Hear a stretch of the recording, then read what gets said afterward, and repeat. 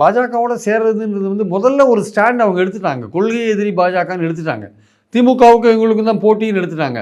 இந்த மாதிரி ஒரு எக்ஸ்ட்ரீம் ஸ்டாண்டை நீங்கள் எடுத்த பிறகு நீங்கள் டக்குன்னு நீங்கள் போய் மாற முடியாது. நீங்கள் முதல்ல வரும்பொழுதே நீங்கள் திமுக ஆட்சியை அகற்றுவது தான் என் வேலை, அதற்காக நாங்கள் என்ன வேணால் செய்வோம்னு நீங்கள் வந்தீங்கன்னா அது வேறு விஷயம்.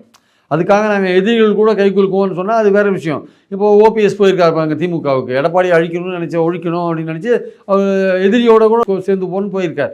அந்த மாதிரி நீங்கள் ஒரு ஸ்டாண்ட் எடுக்கலை. நீங்கள் வந்து நாங்கள் வந்து எங்கள் கூட கூட்டணி வரவங்க வரலாம், அவங்களுக்கு அதிகாரத்தில் பங்கு தருவோம், நாங்கள் தான் திமுகவுக்கு போட்டி, மற்றவங்களாம் இங்கே ஒன்றுமே இல்லை, நாங்கள் தனித்தே ஆட்சியை பிடிப்போன்ற அந்த இடத்துல நீங்கள் வந்துட்டீங்க.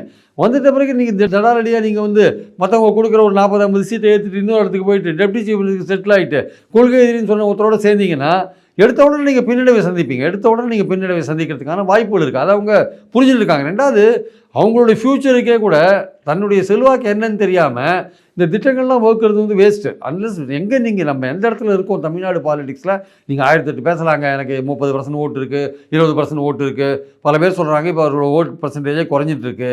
இப்போ சமீபத்தில் சர்வே எல்லாம் பார்த்தீங்கன்னா அதுவும் கரூர் சம்பவத்துக்கு அப்புறம் குறைஞ்சிது. அப்புறம் அவருடைய ஒய்ஃப் விவாகரத்து விஷயம் வந்தபோது குறைஞ்சிது.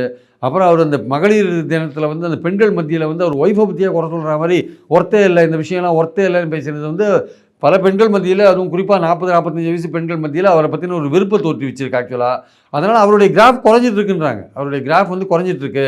அதனால் வந்து அவங்க கட்சியிலேயே வந்து என்னடாது ஒரு விவாகரத்து நடக்கும்போது திரிஷாவோட ஒரு கல்யாணத்துக்கு போகிறாரு. இது வந்து நம்ம மேலோட்டமாக பார்க்கும்போது விஜய் என்ன நினைப்பார், நம்ம ரசிகர்கள் நம்ம எது பண்ணாலும் ஏற்றுப்பாங்கன்னு நினைப்பார். ஆனால் இதையும் தாண்டி ஒரு க்ரௌடு இருக்குது. அந்த க்ரௌடு வந்து ஒரு குறைந்தபட்ச நேர்மை, ஒரு ஒழுக்கம், டிசிப்ளின், விழுமியங்களோடு இருக்கிற குரூப் தமிழ்நாட்டில் இருக்குது. அவங்க வந்து இதெல்லாம் விரும்ப மாட்டாங்க பெண்கள்லாம். அப்போ இந்த மாதிரி இவர் நடந்துட்டாருன்னா இவரோட செல்வாக்கு குறையிறதுக்கான வாய்ப்புகள் நிறையா இருக்குது. அப்போது இந்த இடத்துல வந்து அதிமுகவே அதை புரிஞ்சுருப்பாங்கன்னு நினைக்கிறேன். அவருடைய செல்வாக்கு கேப் குறைஞ்சிட்ருக்கு. ஒன்று அவங்க வந்தால் சீட்டுகளை பகிர்ந்து கொடுக்கணும், இன்னொன்று கூட்டணி ஆட்சி அது இதுன்னு பிரச்சனை வரும். அதனால் வந்து அதிமுக ஸ்ட்ராங்காக வேண்டான்னு சொல்கிறாங்க, பாஜக வேணும்னு சொல்கிறாங்க. ஆனால் இவர் என்ன பண்ணுறாரு, தனித்து நமக்கு வந்து ஒரு என்ன செல்வாக்கு இருக்குன்னு தெரிஞ்சுக்கணும்னு அவர் நினைக்கிறார்.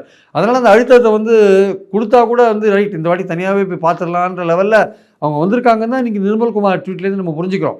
அதனால் அவங்க இந்த மாதிரி பாஜக கூட்டணியில் போய் சேர்ந்தால் அதோட பாரதூரமான விளைவுகள் நமக்கு ரொம்ப மோசமாக இருக்கும்.